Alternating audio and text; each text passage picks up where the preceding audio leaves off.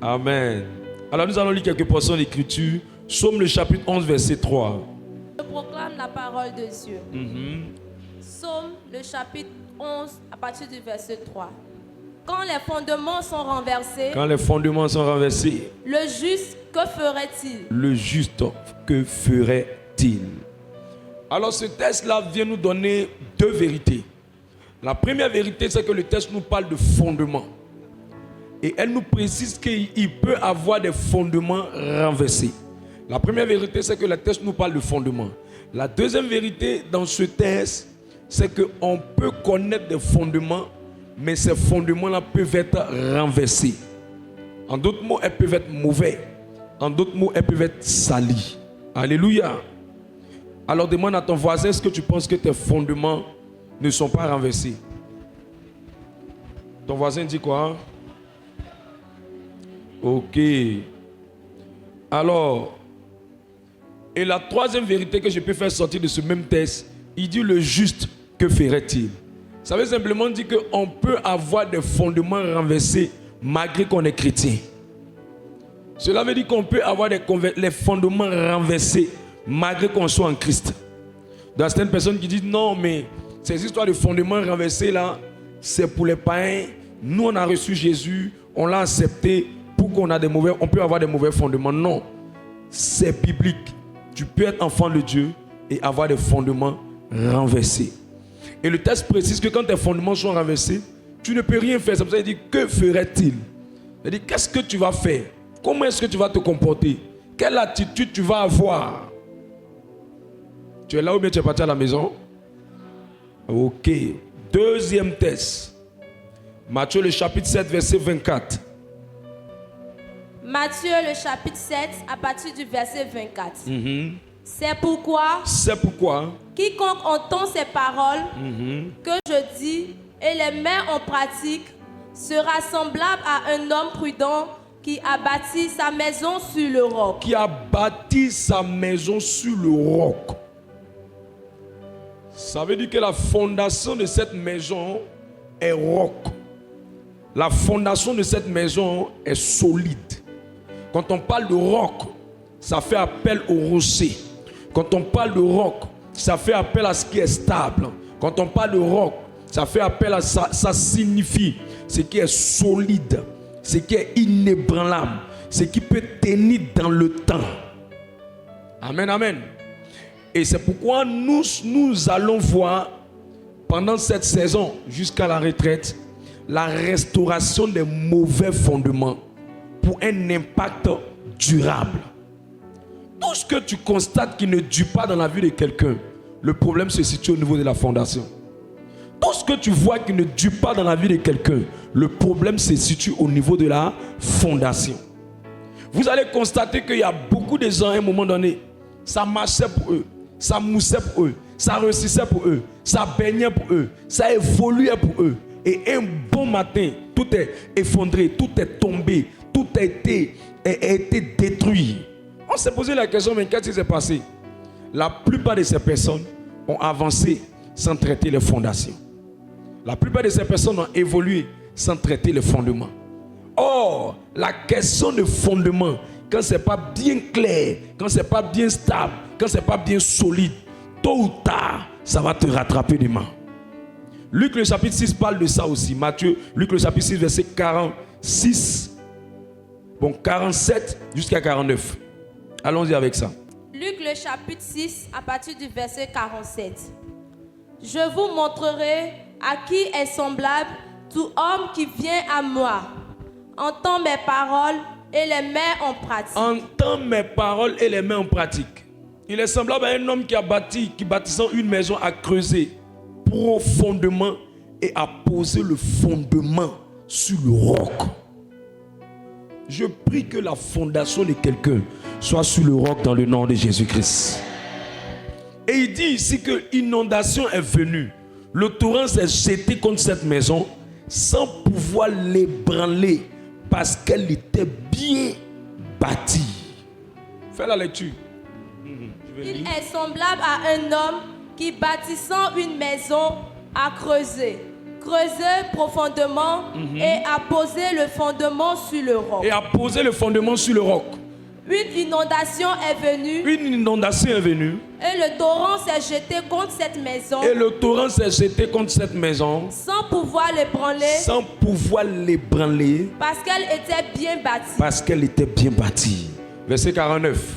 Mais celui qui entend et ne met pas en pratique est semblable à un homme qui a bâti une maison sur la terre sans fondement. Qui bâtit une maison sur la terre sans fondement. Et qu'est-ce qui va se passer? Le torrent s'est jeté contre elle. Aussitôt, elle est tombée. Elle est tombée. Et la ruine de cette maison a été grande. Et la ruine de cette maison a été grande. Chaque fois que le fondement de quelqu'un est renversé, il va finir tôt ou tard par tomber. Chaque fois que le fondement de quelqu'un est renversé, la ruine finira toujours par arriver. Chaque fois que le fondement de quelqu'un est renversé, il finira toujours par avoir une grande honte. Chaque fois que le fondement de quelqu'un est renversé ou est mauvais, la personne va finir à la case de départ, comme s'il n'avait rien sémé, comme s'il n'avait rien investi. C'est pourquoi tout ce qui n'est pas bâti sur de bonnes fondations finit tôt ou tard par se détruire. Alors cela nous amène à comprendre quoi? Cela nous amène à comprendre que la question sur les fondements est plus importante que ce que vous bâtissez. Cela nous amène à comprendre quoi?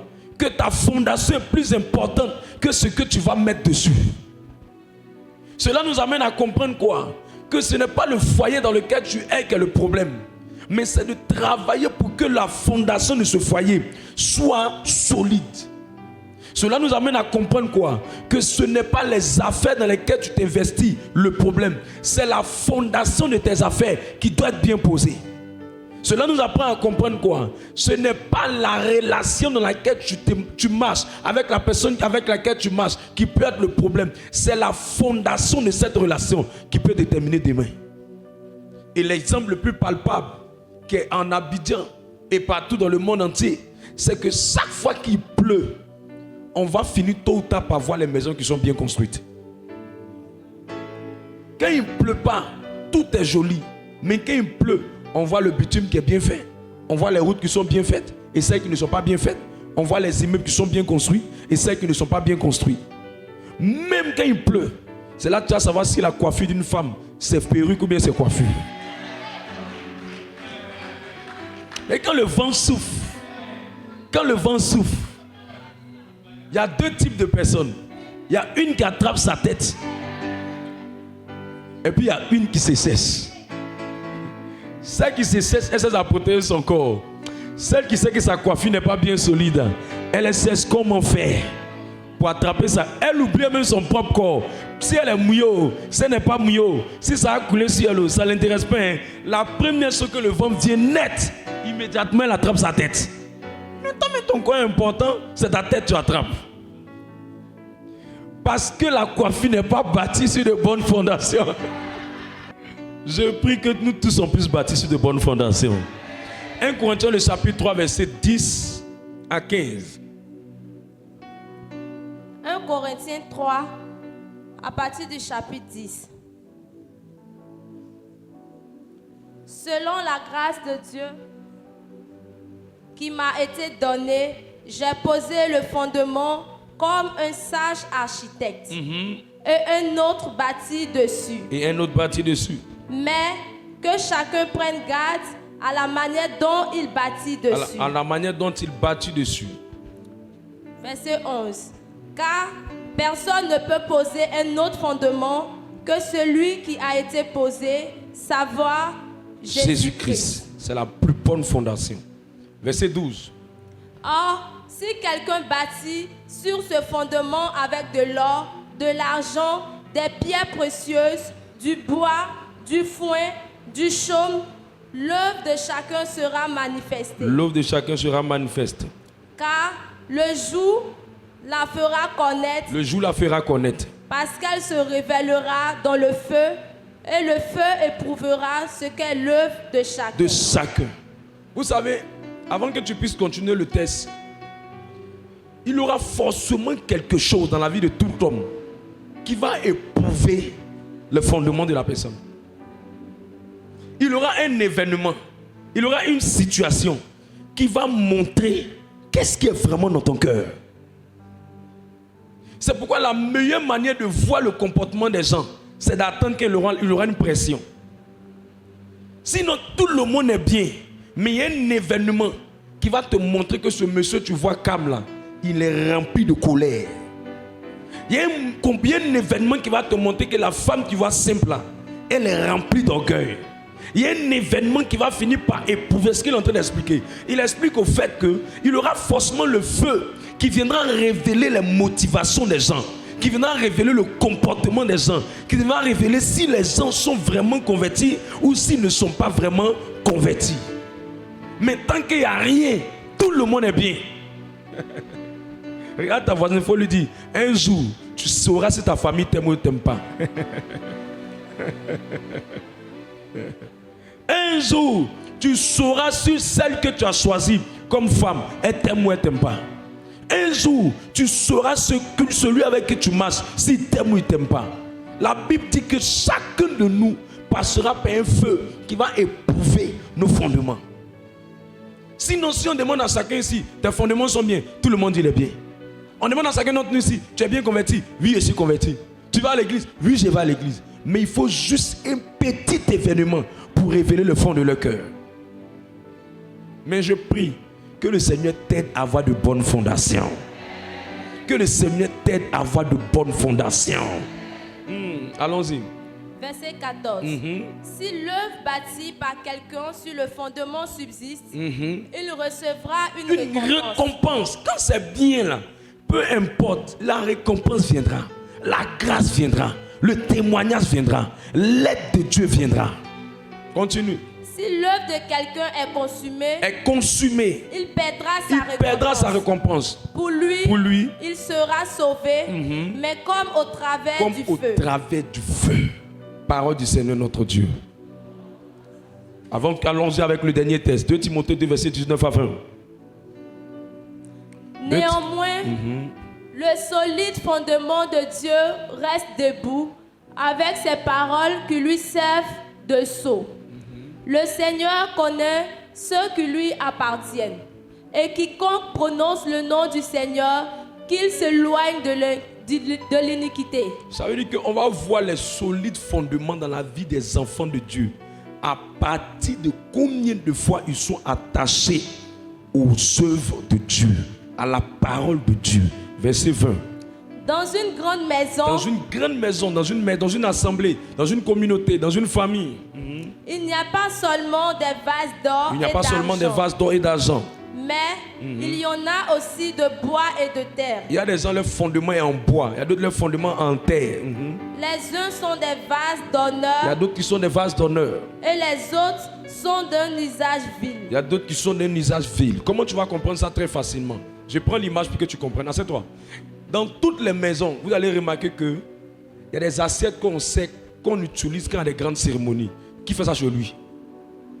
Et il y a des assiettes qu'on utilise quand il n'y a pas de grande cérémonie.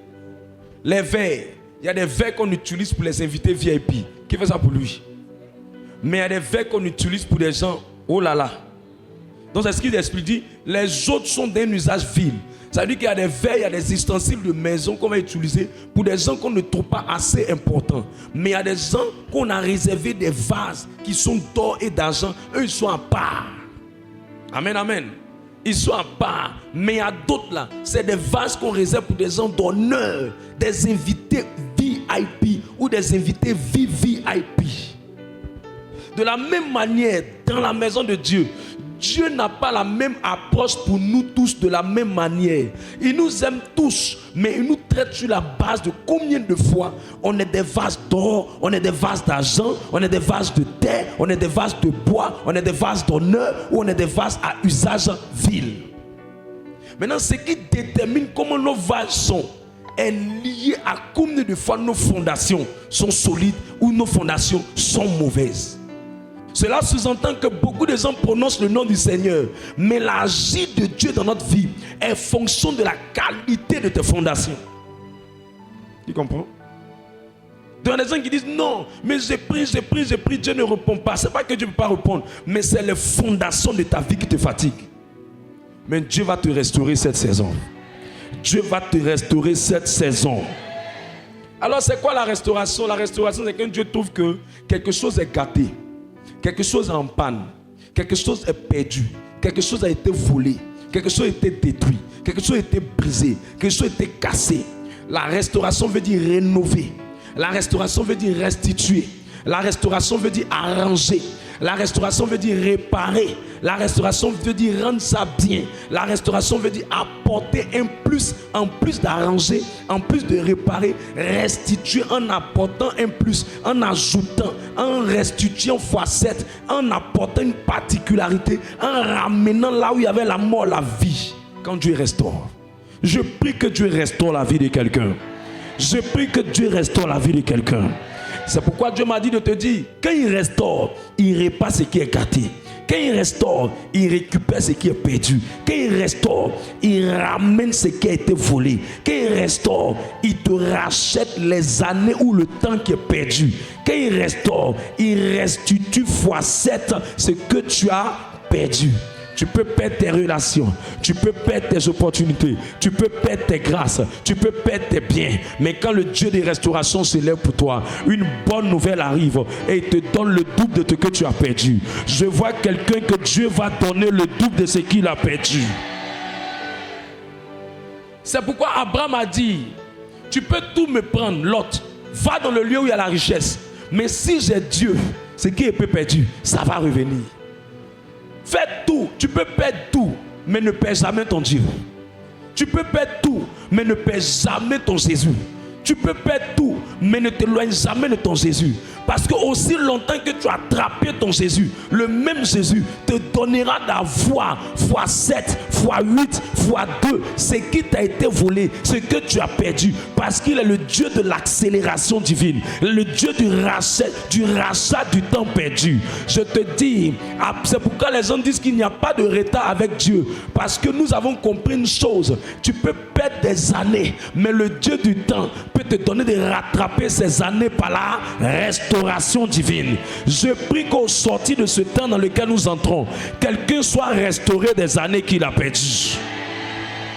Dans la Bible, il y avait un homme, un soldat qui s'appelait Naaman. La Bible explique en 2 Rois, le chapitre 5, que Naaman avait perdu sa peau. Naaman avait une peau vieillissante parce qu'il était frappé par la lèpre. Et Dieu a instruction, on va dire à Élisée, dit à Naaman d'aller dans l'eau du Jourdain. Quand Naaman est allé dans l'eau du Jourdain, on dit la peau de Naaman est redevenue comme la peau d'un enfant, d'un jeune homme, de quelqu'un qui n'avait pas l'âge, qui venait de naître. Une nouvelle peau, un nouveau corps est venu. Je crois qu'au Dieu qui peut restaurer la vie de quelqu'un. Je crois au Dieu qui peut restaurer la vie de quelqu'un. Si ta famille a bâti sur de mauvaises fondations, si tes arrière-parents ont bâti sur de mauvaises fondations, si ton expérience avec Dieu était sur de mauvaises fondations, une nouvelle fondation va se mettre sur ta vie cette saison.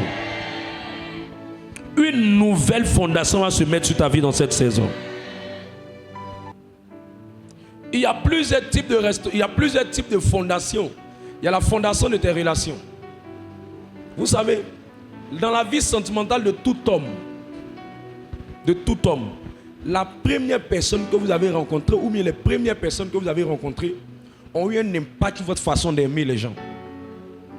Et quand Dieu vient restaurer ses fondations, Dieu va changer ta manière d'aimer. Même, tu peux avoir une mauvaise fondation en ce qui concerne la manière de faire l'œuvre de Dieu.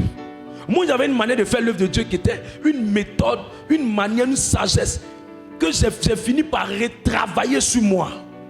Pourquoi? Parce que la manière de faire l'œuvre de Dieu que j'avais avant était le résultat des personnes que j'avais connues. Et quand je les avais vus faire l'œuvre de Dieu, la manière de faire, la manière de fonctionner, la manière d'opérer, j'étais en quelque sorte la reproduction de leur modèle. Mais quand Dieu va commencer à amener ma vie à la restauration, il va retravailler ma manière de faire l'œuvre de Dieu. Et c'est à partir de là que j'ai commencé à développer beaucoup de sagesse que vous voyez dans le ministère. C'est des choses qui sont venues de quoi? De la restauration. Quelqu'un m'a demandé, mais quelle est cette méthode révolutionnaire? Je lui ai dit, c'est le fruit de la restauration de mes fondements dans le ministère. Parce que si vous ne travaillez pas à votre restauration, vous allez faire les choses de la même manière, alors que le temps dans lequel on est, Dieu opère de diverses manières. Vous comprenez ce que j'explique? C'est pour ça qu'il faut avoir la restauration. Il y a certaines personnes, ta vie chrétienne est partie sur une mauvaise fondation. Ta vie chrétienne est partie sur une mauvaise fondation. Tout ce qu'on t'a montré dans la vie chrétienne, on t'a parlé des sorciers seulement. Donc tous les problèmes que tu as, tu penses uniquement aux sorciers. Tu ne penses pas aussi qu'il y a des choses que tu ne connais pas. Tu ne sais pas aussi que tu ne vaux rien en Dieu. Qu'il y a des choses que tu dois apprendre. Je peux te choquer? La délivrance n'est pas la seule manière pour faire intervenir Dieu dans la vie de quelqu'un. Adam n'avait pas de démon. Mais Adam a échoué. Adam n'avait pas de démon. Il est né de Dieu. C'est Dieu même qui l'a créé. Mais la mission que Dieu lui a donnée dans le jardin, il a échoué. Sans lien de famille, il a échoué. Donc quelqu'un peut échouer parce que ces fondements-là, il a eu d'abord, les premières personnes qui lui ont donné son b.a.-ba en matière de vie spirituelle, lui ont donné de mauvaises fondations. Ils lui ont montré seulement un seul aspect de la vie chrétienne qui était le combat spirituel. Mais ils ne lui ont pas dit aussi que dans le combat spirituel, là, il faut aussi travailler sur ton caractère. Ils ne lui ont pas dit dans le combat spirituel, là, il faut travailler sur ta transformation. Ils ne lui ont pas dit dans le combat spirituel, là, il faut manger la parole de Dieu. Ils ne lui ont pas dit dans le combat spirituel, là, il y a des choses aussi que tu dois faire. Tu dois aussi donner des offrandes. Ils ne lui ont pas dit ça. Ils lui ont juste dit que tous ces démons, dès qu'ils voient des cafanettes, ils disent je mets le feu, je barricade, je mets le sang. Je mets le feu, le sang, le feu, le sang, le feu, le sang, le feu, le sang. Mes amis, je te dis la vérité, peut te choquer. Ceux qui voient les démons dans tout avec le temps deviennent pauvres dans l'œuvre de Dieu. Je vous dis la vérité. C'est l'homme qui fait des délivrances qui te parle, non?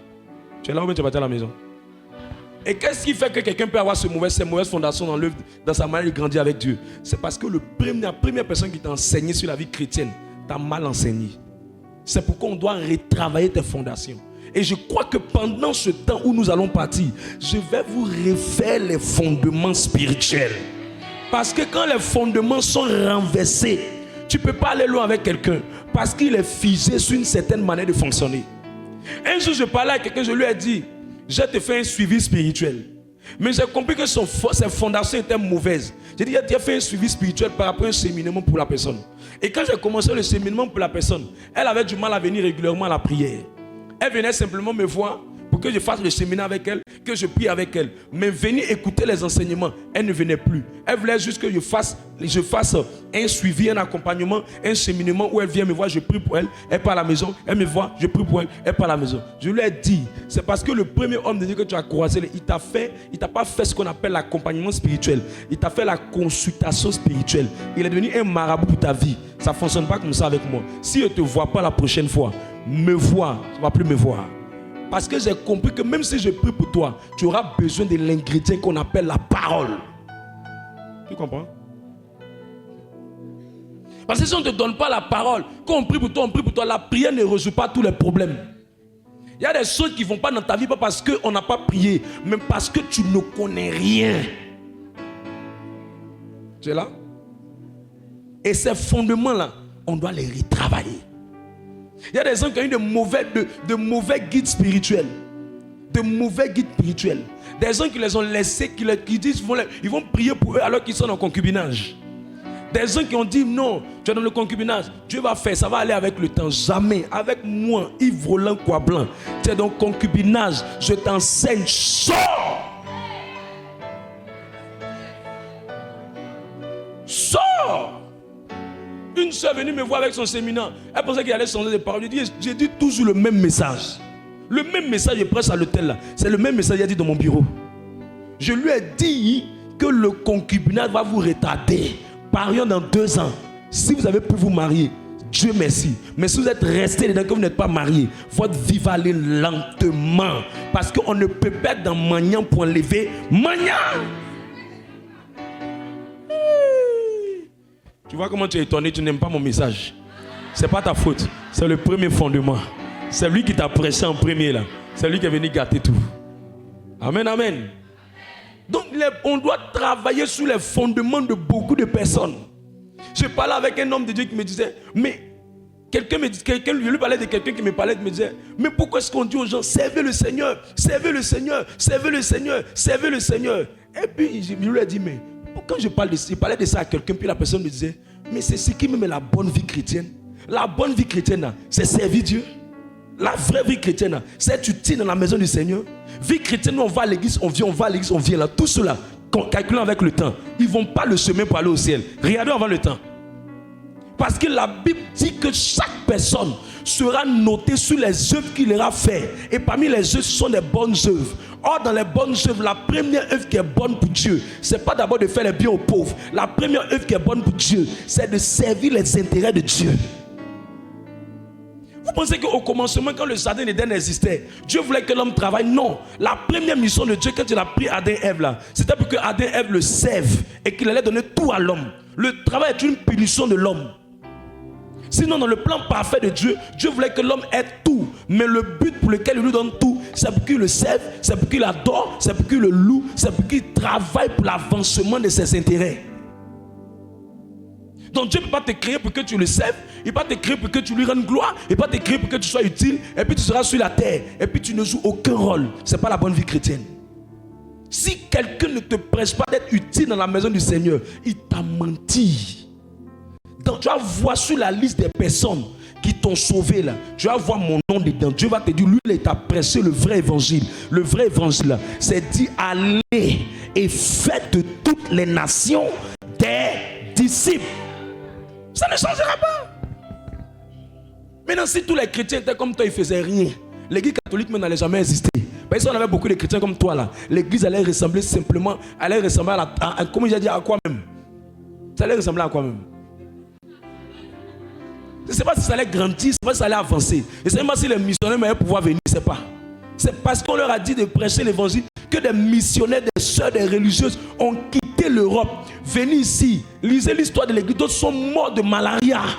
C'est que l'évangile, toi on t'a prêché et puis on t'a fait comprendre que des gens sont quittés loin pour venir. C'est parce qu'on les a prêchés, servir Dieu. Maintenant, toi ça vient vers toi, toi tu dis ça a parti. C'est la sorcellerie. Toi tu dis non, ça garde ça à ton niveau. Et toi tu vas dire simplement tu fais tes mètres, tu rentres dans la maison, tu fais tes mètres, tu rentres dans la maison. C'est faux. Je te dis la vérité, c'est faux. Si on t'a dit ça, on t'a menti. Et ce qui fait ça, ce sont les mauvaises fondations.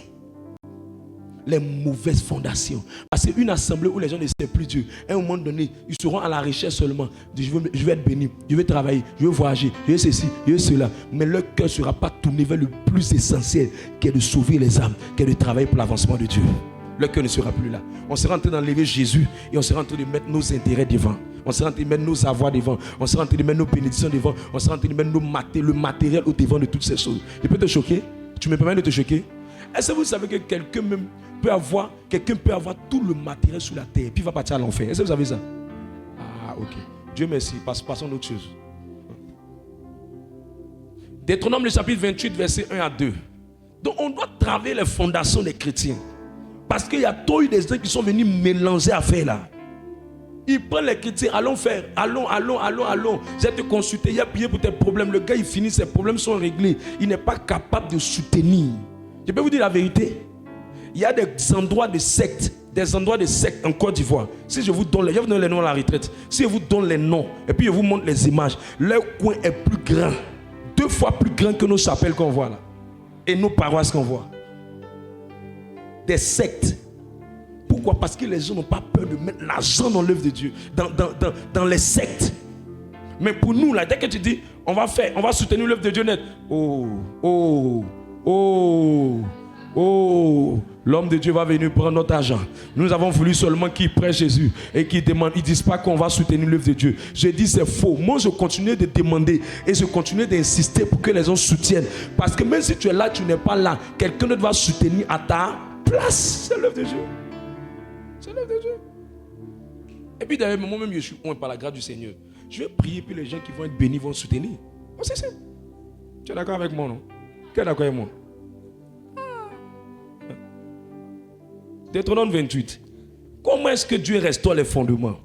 Deutéronome 28 à partir du verset 1. Si tu obéis à la voix de l'Éternel ton Dieu, en observant et en mettant en pratique tous ces commandements que je te prescris aujourd'hui, l'Éternel ton Dieu te donnera la supériorité sur toutes les nations de la terre. Sur toutes les nations de la terre. Sur toutes les nations de la terre. Vas-y, verset 2. Voici toutes les bénédictions qui se répandront sur toi et qui seront ton partage. Qui se répandront sur toi et qui seront ton partage. Lorsque tu obéiras à la voix de l'Éternel ton Dieu. Lorsque tu obéiras à la voix de l'Éternel ton Dieu. Tu seras béni dans la ville. Tu seras béni dans la ville. Et tu seras béni dans les champs. Tu seras béni dans les champs. Voilà des choses que Dieu fait. Il te bénit en ville. Il te bénit en brousse. Demande à ton voisin. Tu es béni en ville ou bien c'est en brousse? Elle dit quoi? Elle en a quoi? Elle se cherche encore. Non, elle va se retrouver dans le nom de Jésus. Allons-y. Le fruit de tes entrailles, le fruit de ton sol et le fruit de tes troupeaux, les portées de ton gros et de ton menu bétail, toutes ces choses seront bénies. Toutes ces choses seront bénies. C'est ça que ça signifie. C'est-à-dire que toi-même tu es béni, non? Mais ce qui sort de toi, tes enfants, les enfants de tes enfants, les entreprises que tu vas entreprendre, il dit tout ça là, c'est béni. Maintenant, il y a un message que les mauvais fondements t'ont donné. On dit, toi-même tu peux être béni, et puis tes enfants ne seront pas bénis. Toi-même tu peux être béni, et puis quelque chose dans ta vie ne sera pas béni. C'est un faux message. Le vrai message, c'est qu'il dit le fruit de tes entrailles. Entrailles là, l'autre définition d'entrailles c'est enfantement. Il dit le fruit de tes entrailles là, ça va donner. Le fruit maintenant de ton sol, ça veut dire que ce que tu vas entreprendre là, ça va donner. Et il dit le fruit de tes troupeaux, ça veut dire que ce qui va sortir de tes entrailles, les enfants que tes entrailles vont mettre aussi au monde là. Il dit toutes ces choses là seront béni. Maintenant demande à ton voisin, il y a combien de personnes qui vivent ça là?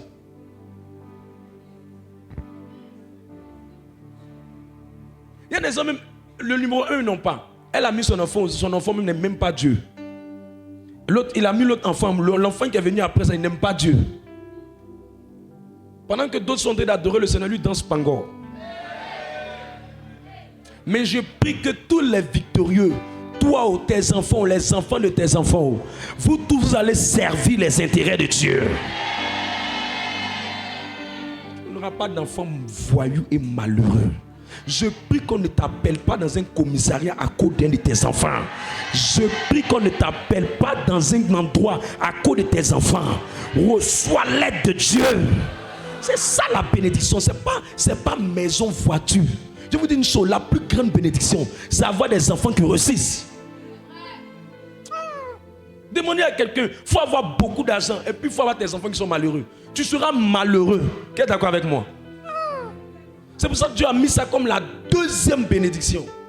Comme la deuxième bénédiction. Vas-y.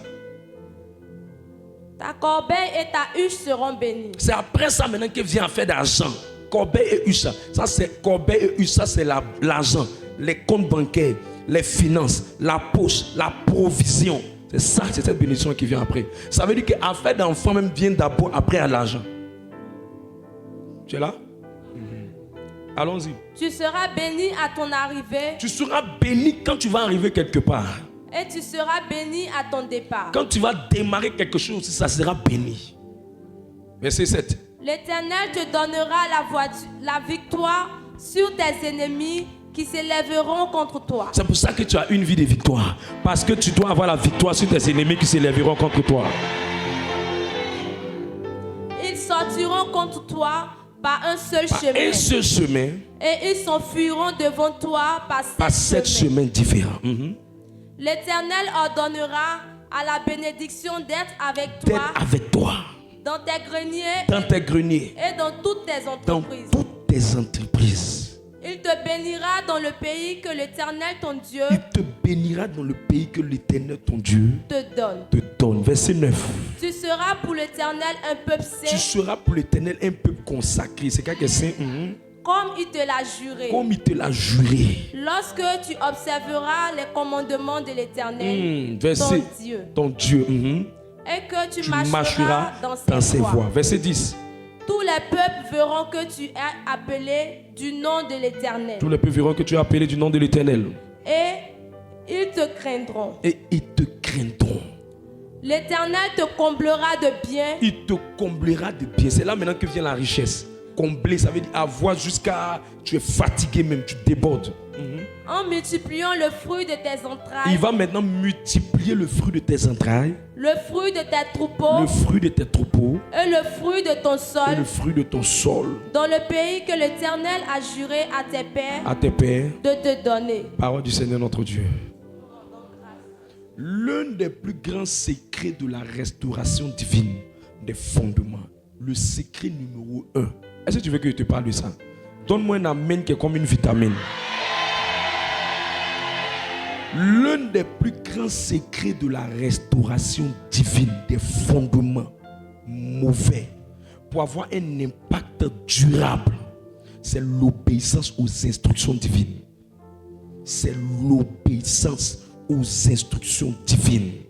C'est l'obéissance aux instructions divines. Tout ce que vous voyez dans l'affaire de Dieu qui souffre, c'est des gens qui écoutent, ils dansent, ils disent Amen, mais ils ne font pas ce qui est prêché. Tu vois, on parle de toi comme ça. Chaque fois que quelqu'un obéit, son avenir, tôt ou tard, ça sera brillant plus que celui qui n'obéit pas. Toute la vie chrétienne que vous voyez là, elle se résume en une seule phrase: l'obéissance aux instructions. Pour être bien délivré, l'obéissance. Pour avoir un foyer en paix, l'obéissance. Pour avoir une vie de prière exaucée, l'obéissance. Parce que celui qui prie sans obéir sera difficilement exaucé. Parce que celui qui obéit, il prie moins, mais il exauce plus. Parce que son obéissance est une prière. Prends le texte qui parle de ça. Pour ne pas qu'on me regarde comme si j'étais quelque part. Allons-y, Proverbe 28, 9. Proverbe 28, 9. C'est l'obéissance qui fatigue beaucoup de gens. Proverbe 28, verset 9. Proverbe 28, à partir du verset 9. Si quelqu'un détourne l'oreille pour ne pas écouter la loi, sa prière même est une abomination. Ça veut dire que quand tu ne fais pas ce que Dieu dit, il faut prier 100 heures, il faut prier 22 heures, il faut prier 40 heures, il faut prier beaucoup. Tant que tu ne fais pas ce que Dieu dit, la Bible dit que ta prière là, ça énerve Dieu. C'est pour ça l'obéissance est le remède. Quand tu pries, tu n'es pas exaucé. À un moment donné, il faut revenir en toi et puis demander: qu'est-ce que Dieu m'a dit que je n'ai pas encore fait? Il est sûr qu'il y a quelque chose qui fait que ça ne marche pas. Et quand tu parlais de l'obéissance, l'obéissance au départ, là, ça coûte cher. Mais après, ça te donne le repos. Au départ, ça coûte cher, c'est dur. C'est ça quand quelqu'un donne sa vie au Seigneur et puis d'obéir au message de la sanctification. Au départ, ton corps était habitué à bisous, caresser. Au départ, c'est dur. Tu veux faire, tu essaies, c'est dur. Au départ, ça fait mal. Mais si tu insistes, tu persistes, ton avenir sera meilleur que quelqu'un qui est en train de se faire tripoter quelque part. Je te dis la vérité. C'est ça qui est bien avec l'obéissance. Au départ, ça coûte cher. Mais après, ça te donne la réussite dans ce que tu fais. Je peux que quelqu'un ait la réussite dans ce qu'il va faire. Chaque fois que quelqu'un obéit, il y a toujours une main de Dieu qui se manifeste. Chaque fois que quelqu'un obéit, il y a toujours une main de Dieu qui se manifeste dans sa vie. La différence entre deux chrétiens, c'est leur niveau d'obéissance aux enseignements qu'ils écoutent. Quand tu vois un qui est plus exaucé et un qui est plus béni puis un qui est moins béni, c'est le niveau de l'obéissance qui fait le problème. C'est le niveau d'obéissance. Sinon Dieu n'aime pas quelqu'un pour laisser quelqu'un. C'est le problème de l'obéissance. Tu ne peux jamais décider d'obéir et puis tu vas finir frustré. C'est pas possible. C'est pas possible. Tous mes amis, quand je me suis donné, dit je vais servir Jésus, je vais me donner au Seigneur, obéir à la voix de Dieu. Et tous ont commencé à dire: oh toi là, oh mon père. Le quartier où je suis sorti de Yopougon là, 80 d'entre eux, c'est des drogués avec des parents qui sont riches. C'est des drogués. Et même quand je l'ai vu la dernière fois, tout son corps, ça ressemblait à plaie pourrie. Sa mère, même, quand elle m'a vu, sa mère avait honte. Elle s'est cachée. Parce qu'elle est étonnée de ce que son enfant est en train de devenir. Tu connais l'obéissance. Au départ, ça fait mal. Mais après, ça te met dans le repos. En ce moment, c'était dur. Je maigrissais, j'étais bizarre. C'était bizarre. Vous savez, le début d'enfer de Dieu, là, ça te rend bizarre, hein? Qui est en train de vivre ça un peu? On est passé par là, ma soeur. Bonne arrivée. Ça te fait bizarre. Une jeune fille devient bizarre, son visage devient bizarre. Le gars, sa forme devient bizarre. On le regarde même, on ne comprend pas. Il a une forme en domolo, il ne comprend pas. C'est bizarre. Son visage ressemble au pantalon sahérien, on ne comprend pas. Mais reste calme, obéis seulement. Obéis. Obéis. Ah. C'est une question de temps. C'est une question de temps. Ah. Dieu va se lever pour te faire justice. Jean le chapitre 2 verset 5.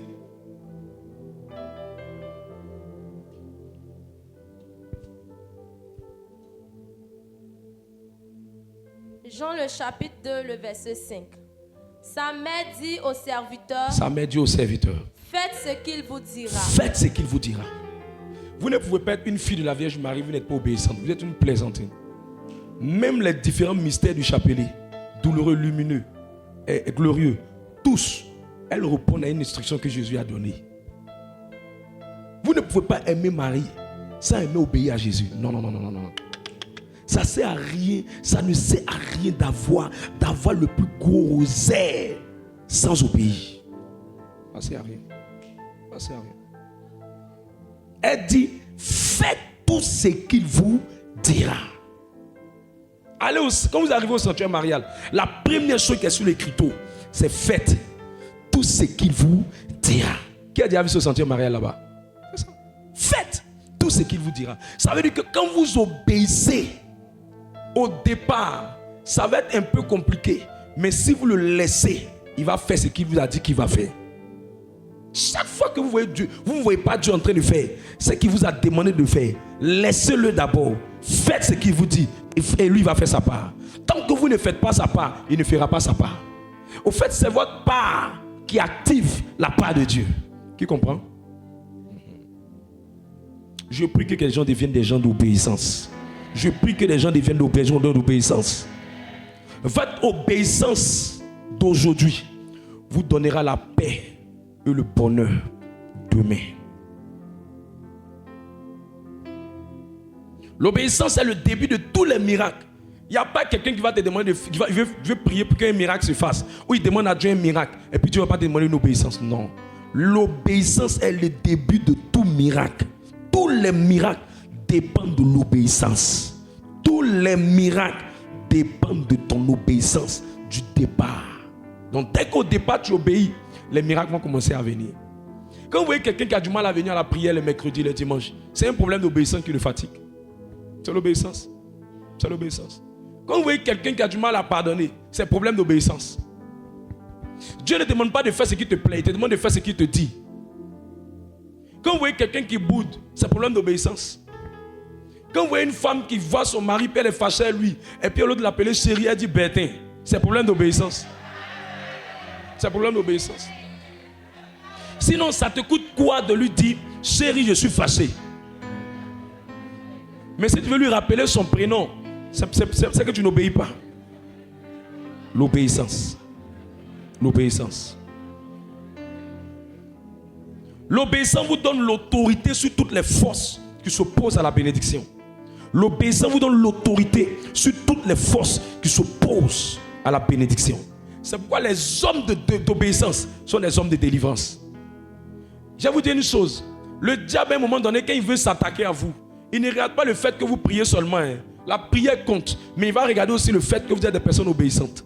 Parce que quand vous obéissez beaucoup, le diable voit en vous des personnes qui sont capables d'obéir. Alors il commence à fuir quand il vous voit.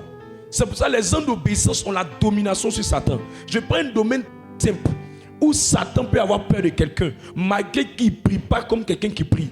Je prends le domaine par exemple le domaine d'un esprit de mari de nuit. Un esprit des eaux, un esprit de mari, de femme de nuit se nourrit de la débauche sexuelle. Donc il voit quelqu'un qui peut l'affronter. La première chose avant de regarder l'autorité que Christ lui a donnée, il regarde d'abord le niveau de sanctification de son cœur. Si son cœur est profondément pur, si son cœur est profondément pur, il n'aura même pas besoin de parler trop. L'esprit de mari de nuit, l'esprit des eaux va immédiatement faire allégeance et se soumettre à cause de la pureté de son cœur devant le sexe opposé. C'est pour ça que tous ceux qui font la délivrance, mais qui font la délivrance des esprits des eaux, mais qui n'ont pas traité le problème avec le sexe, en se mariant, en se casant, en se rangeant, la plupart, les mêmes esprits qu'ils ont chassés, les mêmes esprits là reviennent sur eux. Je vous dis la vérité, on ne veut pas faire sortir des choses, mais je connais des hommes de Dieu qui, à force de presser, faire des délivrances, le même gars allait sortir avec une femme dans son ministère, le même gars allait sortir avec une jeune fille de son quartier. On s'est posé la question, mais comment cet homme de Dieu a pu aller faire ces choses-là? Le vrai problème qui l'a mené à faire ça, c'est qu'il a chassé des démons sans avoir l'autorité sur les démons par son obéissance. C'est pourquoi quand on fait la délivrance de quelqu'un, si après la délivrance il n'obéit pas, les mêmes démons vont rentrer même en maniant dans la vie de la personne. Il ne faut pas obéir. Faut pas obéir. Fini de chasser mari de nuit, tant que j'ai garçon. Le nouveau mari de nuit qui vient, il ne faut pas t'amuser. C'est hypercule. Lui-même quand il vient comme ça, il est agressif. Oui. Souvent la personne maintenant, c'est pour ça que je vous dis une chose. Les délivrances qui mettent beaucoup de temps, il y a un péché par lequel le démon est rentré.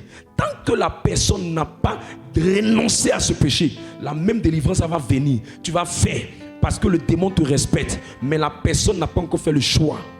Donc le démon sort, il se met à la porte là-bas. Il dit, ton homme de Dieu là, c'est lui qui peut faire. Allons, reviens. Allons-y à la maison là-bas. Elle arrive à la maison, elle ne comprend pas, elle est dans son foyer, le gars dit, il ne veut plus t'entendre, il ne faut plus venir à cette prière-là. Tu ne comprends pas pourquoi le gars-là s'énerve aussi contre la prière. C'est le démon qu'on a chassé qui t'a attrapé par là à la maison. C'est lui qui allait rentrer dans le corps de la personne. Je vois ton obéissance te mettre à part dans ces choses. Reçois cette bénédiction.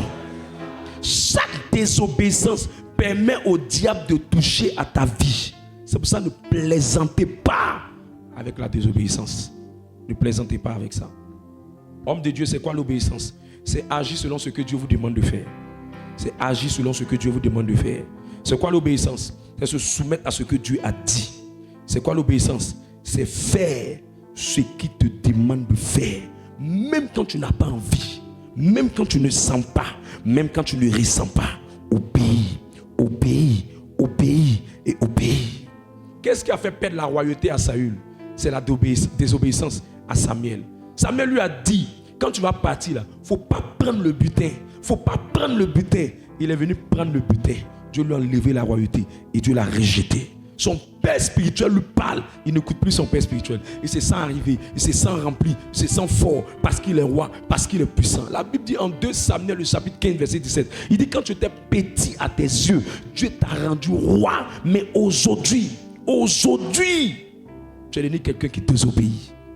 On ne peut pas comprendre comment quelqu'un peut aller jusqu'à désobéir à un si haut niveau d'une instruction qu'on t'avait déjà dit que ça c'est pas bon. Au moins quand tu ne sais pas, on peut comprendre. Mais tu sais et tu rentres dedans. Ça veut dire que tu n'as rien compris. Tous ceux qui galèrent là, c'est leur désobéissance à l'instruction de donner des offrandes au Seigneur et de donner à Dieu les alliances de victoire. C'est ça qui te maintient dans la galère. Derrière chaque blocage dans la vie de quelqu'un se cache une désobéissance. Désobéissance. Là où tu es là, c'est juste la conjugaison du fait que il y a des choses auxquelles tu as obéi qui t'ont fait avancer et puis il y a des choses auxquelles tu n'as pas obéi qui t'ont fait reculer. C'est ça qui te fatigue. Tu n'obéis pas. Tu entends les enseignements, tu es content, mais tu as du mal à obéir. On était en 2016, je sortais de retraite. Il allait régulièrement en retraite. Il sortait des retraites. Et Dieu m'a dit, mon fils, si tu veux que je te fasse monter, deviens obéissant. Deviens obéissant. Il m'a dit, si tu veux que je te fasse monter, deviens obéissant. Que la plupart des gens qui vont monter sans obéissance, ils vont redescendre la case de départ. Garde ton cœur dans l'obéissance. C'est l'obéissance à l'instruction de Pierre qui lui a permis de pêcher beaucoup de poissons. Quand l'obéissance est dans ton cœur, même quand tu tombes, tu te répands et tu te lèves pour aller encore au pays. Dieu n'a pas de problème avec le fait que tu es tombé, mais Dieu a le problème avec le fait que tu as dormi dans ta désobéissance, sans toutefois chercher à te relever. Et ça ne te dit rien. Tu ne peux pas venir écouter un message, on te prêche, tu entends le message, tu ne vas pas le réécouter pour obéir à l'instruction qui t'est donnée. Et tu veux qu'il y ait un témoignage. Non. Chaque fois que Jésus voulait guérir un malade, il y avait une instruction. Chaque fois que Jésus voulait délivrer quelqu'un, il y avait une instruction. Il n'y a pas quelqu'un qui peut vivre la restauration de ses fondations sans être quelqu'un d'obéissant, sans être quelqu'un qui désobéit. Je sais pas, il n'y a pas. Lis Jacques 1, verset 22. Pour que quelqu'un comprenne ce que je suis en train de dire. Jacques, le chapitre 1, verset 22. Jacques, le chapitre 1, le verset 22. Mettez en pratique la parole. Mettez en pratique la parole. Et ne vous bornez pas à l'écouter. Ne vous bornez pas à l'écouter. Il y a des gens qui sont remplis de paroles comme tapioca, mais qui ne font pas. Ils ne font pas. Enseignement 1, elle connaît. Enseignement 2, elle connaît. Enseignement 3, elle connaît. Elle connaît tous les noms des prêtres. Elle connaît tous les noms des bergers. Elle connaît tous les programmes temps. Mais elle ne pratique rien. En vous trompant vous-même par de faux raisonnements. Oui, mais quand quelqu'un n'obéit pas, c'est l'obéissance qui permet de voir si la parole marche ou ça ne marche pas. Moi, c'est quand j'ai commencé à voir qu'il faut donner des offrandes. Moi, j'ai commencé à l'appliquer. Je voyais que je faisais l'œuvre du Seigneur, mais j'étais dans la galère. J'étais dans le manque, j'étais dans la galère. Alors que les premières personnes que nous avons vues dans le ministère faire l'œuvre de Dieu, c'était des gens qui appelaient leurs fidèles pour leur dire: allô, tu n'as pas donné ton offrande, Mais nous, on ne voulait pas emprunter son chemin. On a dit: mais Seigneur, qu'est-ce qu'il faut faire? Je veux arrêter, dit: Seigneur, quel est le secret pour être un homme de Dieu, pour ne pas être en train de demander aux fidèles, pour ne jamais demander à quelqu'un, pour que les gens te cherchent pour te donner des offrandes? Quel est le secret? Il m'a dit: le secret de ça, c'est de donner la dîme. Il dit: toute somme que je mets dans tes mains, bats-toi pour que le 1/10 tu mets dans mes mains. Si tu peux rester fidèle à ça, je ne manquerai jamais de garder le ciel ouvert sur ta tête. Quand j'ai commencé à faire ça, jamais depuis toutes ces années dans le ministère, jamais je n'ai appelé quelqu'un ici. Voilà pour quelqu'un, je prêche, je dis la vérité. Sinon, il y allait avoir quelqu'un qui allait m'intimider son regard. Oui. Parce que tu vas dire: mais tu manges ma main, tu manges ma main. Mais c'est l'obéissance. Je prie que tu deviennes quelqu'un qui obéit. Je prie que tu deviennes quelqu'un qui obéit. Quelle est l'instruction de la saison la plus importante à laquelle nous devons obéir, nous tous?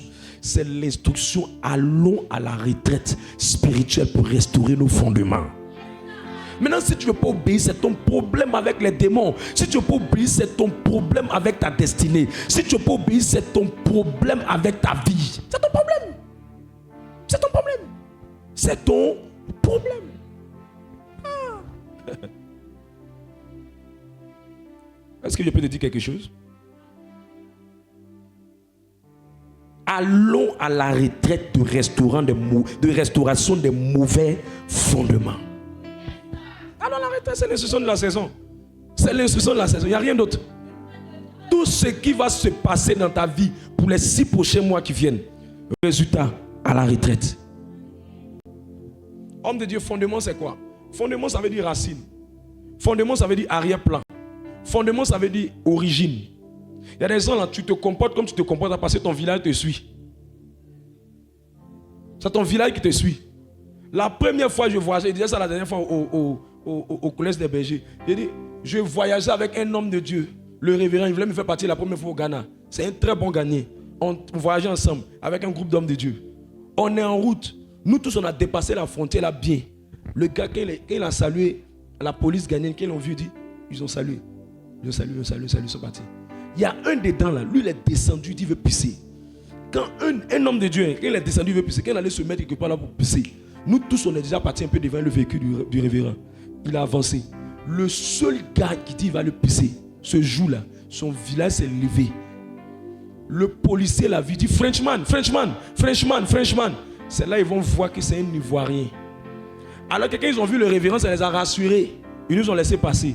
Quand ils ont vu le gars qui est en train de pisser, Frenchman, le gars aussi, il était tellement paniqué qu'il est venu vers le policier, il a son pipe. Tu sais,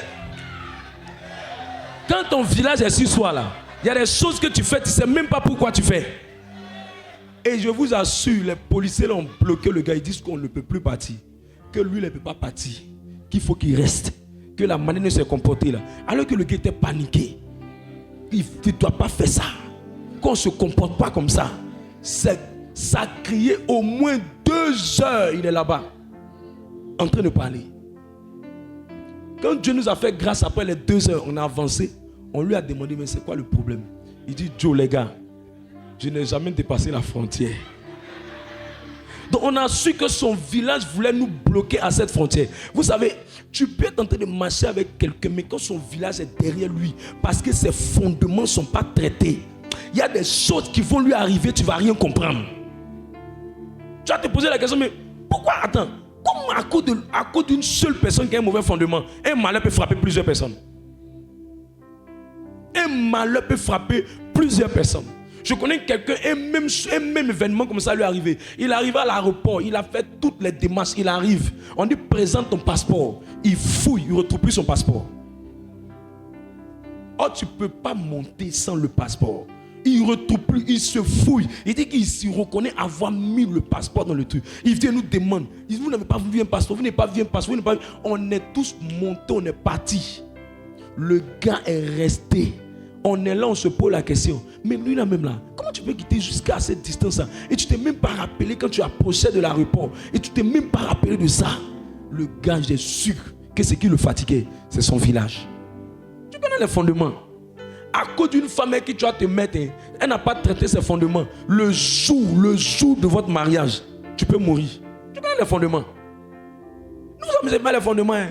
Les fondements, c'est la racine de tout. C'est pour ça qu'on peut faire la délivrance de quelqu'un. Non, on chasse l'esprit. L'esprit part. Mais si on n'a pas traité les fondements, l'esprit va, il revient. Parce que c'est comme le miel. C'est comme le miel.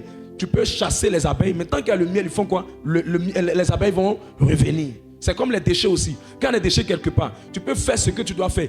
Tant qu'il y a les déchets, les insectes ou bien la mouche va revenir. C'est pourquoi fondement veut dire arrière-plan. Dis à ton voisin, qu'est-ce qui est derrière toi? Fondement veut dire commencement. C'est-à-dire que comment toi ta vie a commencé, comment tes parents ont commencé, comment les gens ont commencé dans ta famille. Ils ont commencé sur quelle base? Ils ont commencé avec quelle adoration? Ils ont commencé avec quelle pratique? Quand tu es né là, qu'est-ce qu'ils ont dit sur toi? Quand tu es né là, qu'est-ce que ta famille a dit sur toi? Qu'est-ce qu'ils ont dit? Quand ta mère t'a mis au monde, qu'est-ce qu'elle a dit sur toi?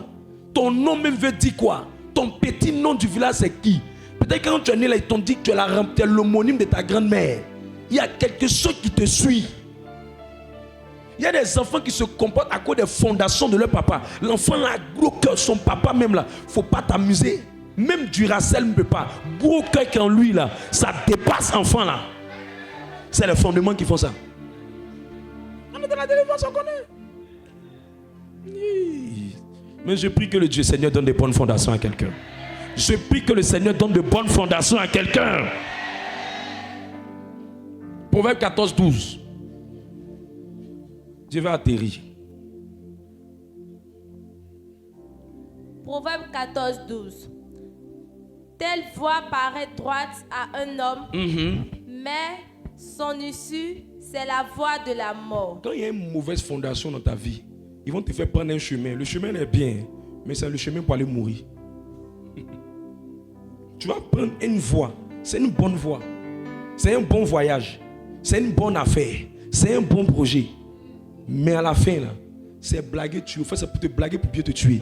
Ce sont les mauvais fondements qui ont attaqué le fils prodigue. Quand il est sorti de son père et qu'il est parti, tout allait bien, tout marchait bien, mais un beau matin, un malheur l'a frappé. Ce sont les mauvais fondements.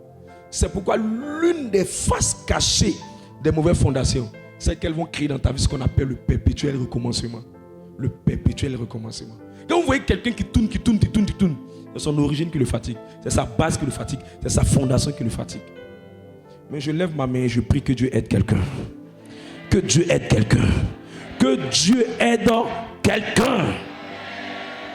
Et l'instruction de cette saison, c'est allons à la retraite de restauration des fondements. Tu vas t'étonner, tu es là, tu avances. Le diable t'acclame. Il dit acclamez-le. Au moins il va bien se rendre compte là. Il va mal finir. Je prie que le Seigneur vienne aider quelqu'un. Vous savez, les retraites spirituelles, là, elles sont très importantes. Quand il faut traiter les histoires des fondements spirituels, là, il faut des retraites. Il faut des retraites. Il faut te mettre à part et traiter ça une fois pour de bon.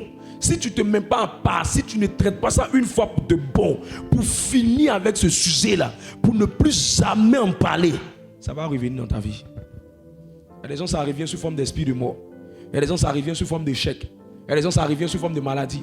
Il y a des gens, ça revient sous forme de malheur. Il y a des gens, ça revient sous forme de piège. Il y a des gens, ils ne savent pas comment. Sa femme est jolie, elle est bien sûre, elle le respecte. Ils sont tombés dans la main d'une fille là-bas. Elle mange son argent et puis finalement, c'est comme ça que ça fait infini. Ça arrive. Ce sont les fondements qui font ça. Ce sont les fondements qui font ça. C'est pour ça que tu as besoin de partir à une retraite spirituelle. Dis voisin, tu as besoin de partir à une retraite spirituelle.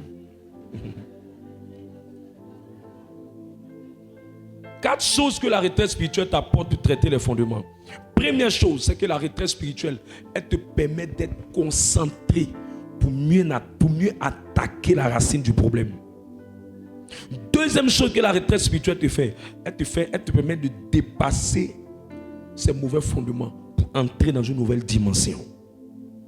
Troisième chose que la retraite spirituelle fait, c'est que derrière souvent certains fondements, il y a des esprits opiniâtres et résistants. Tous les démons n'ont pas la même taille. Il y a des esprits opiniâtres et résistants. Eux là, ils ne répondent qu'à une vie de jeûne et de prière. Or, pour que tu accumules jeûne et prière, il faut une retraite. Sinon, tu seras déconcentré. Tu seras distrait. Un jour, il y avait un événement quelque part. Un gars qui avait une mauvaise fondation dans sa vie. Nous-mêmes, on regarde l'événement. Tout le monde a passé à côté de la femme. Elle avait attrapé une grosse soupière avec une grosse assiette avec gâteau dedans. Tout le monde passe. On est assis. Les gens sont assis dans la cérémonie. C'est lui seul, son visage s'est levé. Quand il a touché la femme, gâteau l'est tombé comme pou. Tout le monde le regarde. Quand ton village est derrière toi, tu connais ce que ça peut faire. Tu n'as pas idée. Tu n'as pas idée. Tu n'as pas idée. Tu n'as pas idée. Tout le monde le regarde. Ils ne comprennent pas. Ils ne comprennent pas. Mais c'est quoi tout ça? Ça peut être une autre personne, ça vient sur toi. Ils ne comprennent pas. Une soeur qui avait un mauvais fondement, on a fait la délivrance de la soeur.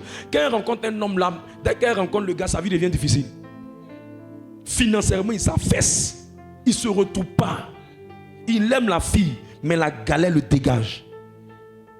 Tu connais la galère? Quand elle est musclée. Mais je prie cette saison que les fondements de quelqu'un soient traités. Que les fondements de quelqu'un soient traités. On était ici. Il boulait derrière l'eau. Pour qu'on termine 27, il traverse l'eau. Il boulait. Un monsieur, il a construit sa maison. Ça avançait. Je me suis posé la question jusqu'à aujourd'hui. C'est quand il a compris le ministère des fondements qu'il a compris ce problème. Il a bien construit sa maison, bien. Quand il a fini d'aménager, moi-même, j'ai dormi dans une pièce de la maison. Tout. Lui-même, il doit aller dormir dedans. Dès qu'il a décidé de dire, la semaine prochaine, il va dormir dedans, le monsieur est mort. Le monsieur est mort.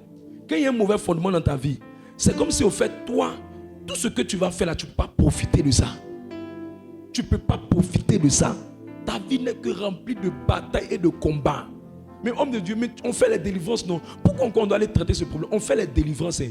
Mais écoute-moi bien. C'est comme un mur. Tu peux venir, il fait tomber les murs qui sont là. Il fait tomber les 4 murs. Ce mur-là, le mur-là, les murs, le nez derrière moi. Il fait tomber toutes ces choses. Mais ce n'est pas parce qu'il a fait tomber les murs que ça veut dire que je ne vais pas encore chercher à enlever les fondations. Quand on fait tomber les murs, ça chasse les démons. Mais ce qui fait qu'ils viennent là, il faut enlever ça, ces fondations. Voilà pourquoi Jésus va dire en Matthieu le chapitre 15, verset 13. Il dit, toute plante que mon Père n'a pas plantée sera quoi? Il dit pas, va pas tomber. Il n'a jamais dit, va pas tomber. Il dit, va dire Matthieu 15, 13. Pour que quelqu'un ne me regarde pas comme ça dans la mosquée. Allons-y. Toute plante que n'a pas planté mon Père céleste sera quoi?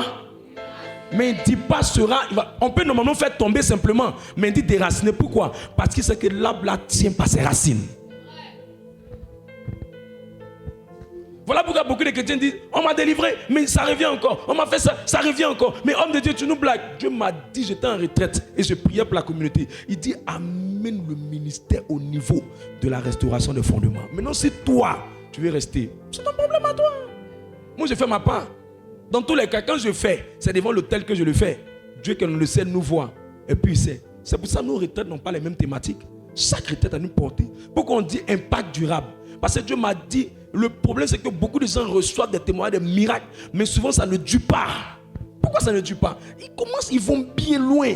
Mais au lieu d'aller encore plus loin, un moment on voit qu'ils sont bloqués à un certain niveau. On dit, mais quel est le problème avec toi? Quel est le problème avec toi? Et là Dieu m'a dit, non, toute plante que mon père n'a pas plantée, ça doit être déraciné. Si on ne déracine pas ça, ce n'est pas bon pour la personne. C'est pourquoi à un moment donné, il faut chercher à se retirer et aller chercher la face de Dieu. Pour dire, qu'est-ce qui est derrière moi? Qu'est-ce qui est dans mes fonds d'origine? Qu'est-ce qui est dans mes fondations? Qu'est-ce qui est planté quelque part? Que le Seigneur vienne traiter ça. Que le Seigneur vienne traiter ça. Et quand Dieu ouvre tes yeux à partir des révélations, ça te permet d'aller plus vite. Que sa grâce soit sur ta vie, que sa main soit sur ta vie.